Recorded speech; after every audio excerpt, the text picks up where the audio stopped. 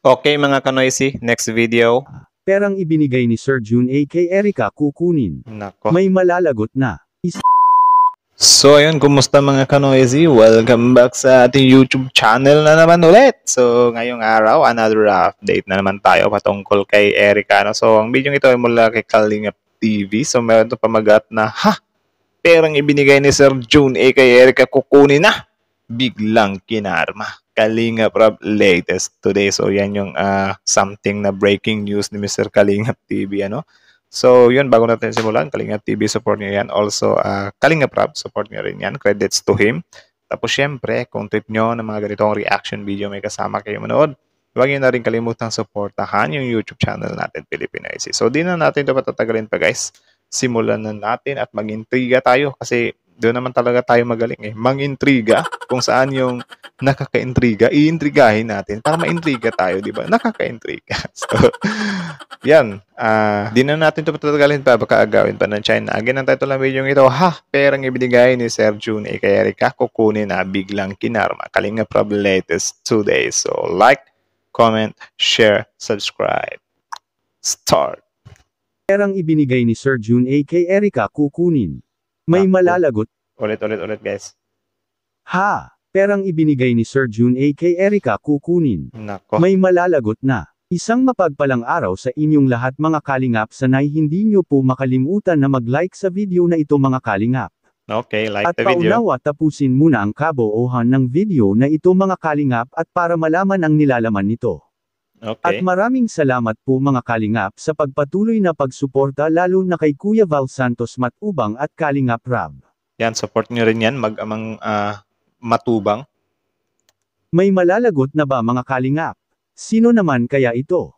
Sino Ang yan? atin ang malalaman mamaya mga kalingap, pero bago yun ay pag-usapan muna natin ang patungkol kay Erica mga kalingap na siyang tumalikod sa Team Kalingap noon.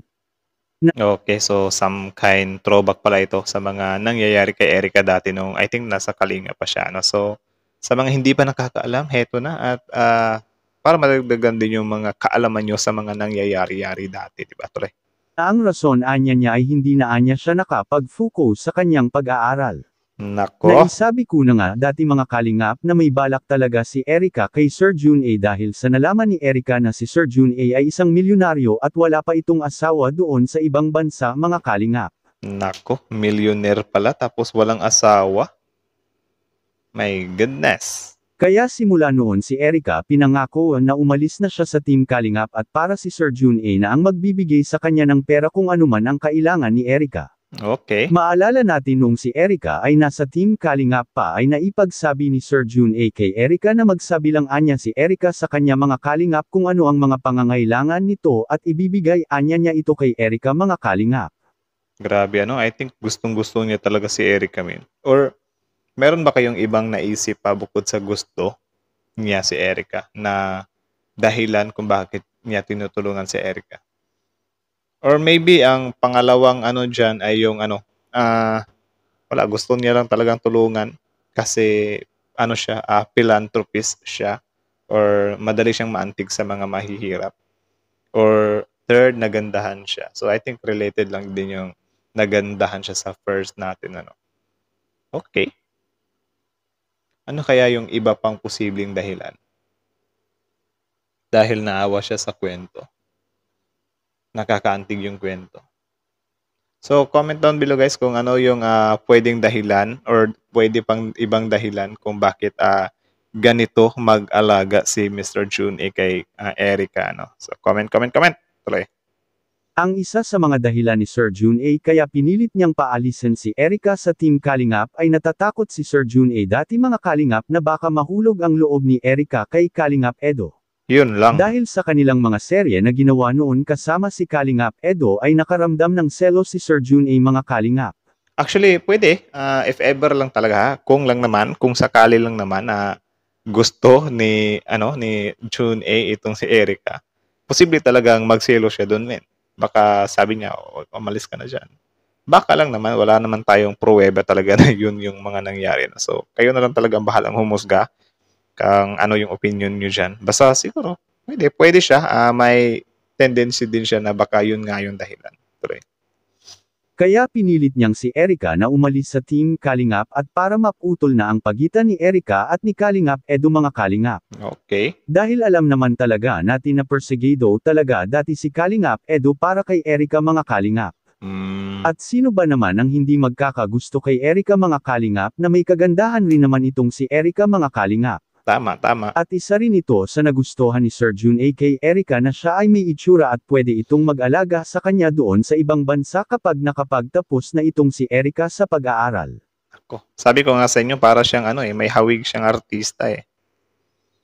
Kaya ang sabi ng ilan nating taga-subaybay dati mga Kalingap ay si Erika ay isaan niya itong gold digger at kayang talikuran lahat Nako. basta't makaranas lang ito ng kasaganahan sa buhay. Actually, yung ganyang mga gold digger, serious allegation yan or accusation yan. Sobrang seryoso niyan. Pwede tayong madawit sa niyan, sa cyber libel. I think pwede. Pwede ba? Na magbitiw tayo na something ganyan na gold digger. Kasi di naman din talaga natin alam kung ano talaga yung niya, di ba? Gusto niya or ano talaga yung side niya or yung nangyari dyan. Kasi hindi, meron na pala siyang side man. Like, nagsabi na pala siya sa atin na, yun nga, pwede maka-apekto siya pag-aaral niya, no? Ang problema lang, hindi pinaniwalaan ng taong bayan. Yun lang, tuloy. Which is tama naman po ito mga Kalingap dahil ngayon nga ay nangyayari na nga mga Kalingap kahit na kanyang sariling pamilya at ang kanyang lolo ay kinaya nga nitong talikuran at binibaliwala na lang nila ngayon mga Kalingap. Naku po. Simula noong si Ate May niya ay dumating sa buhay ni Erika at palagi na itong nakabuntot dati kay Erika mga Kalingap. At hanggang ngayon ay palagi pa rin itong nakabuntot kay Erika dahil sa alam na alam nito na si Erika ay may matatanggap na limpak-limpak na pera mula kay Sir Jun ay mga Kalingap. Tapos yung ate niya pa or yung kapatid niya na pagdududahan pa na parang solsolera daw. So yun, kayo na lang talaga bahalang umusga kasi ako ayaw magbitiw ng dyan kasi hindi naman talaga natin alam kung ano yung mga nangyayari dyan.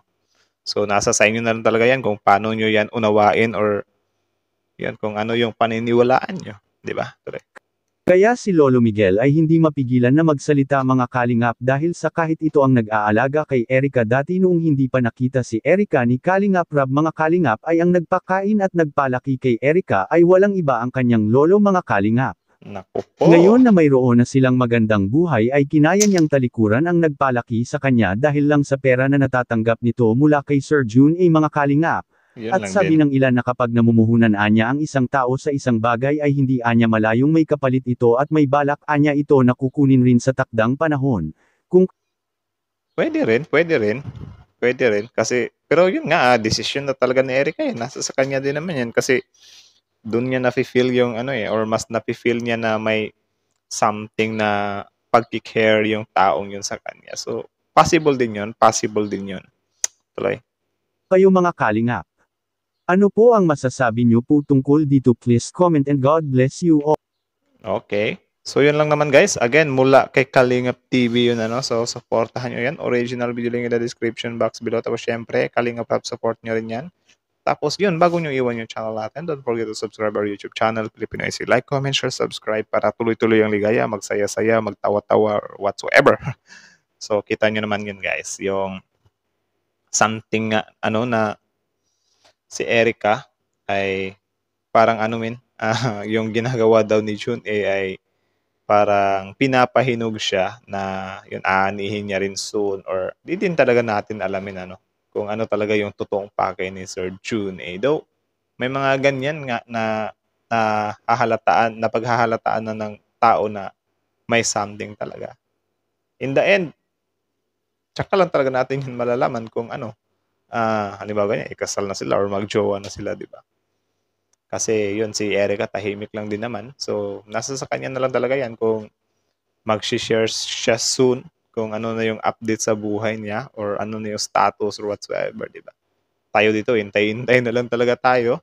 Tapos, yun nga lang, may mga nagva-viral din kasi na mga video ngayon. Halimbawa ganyan, yung tita niya, yung lolo niya na-interview na namang muli. So, mahirap to like, ang kalaban niya dito, yung mga kamag-anak niya na mismo. Tapos, the way sila magkwento, yun nga, against nga sa against yung mga family niya, family member niya, or mga relatives niya, sa pagkatao niya.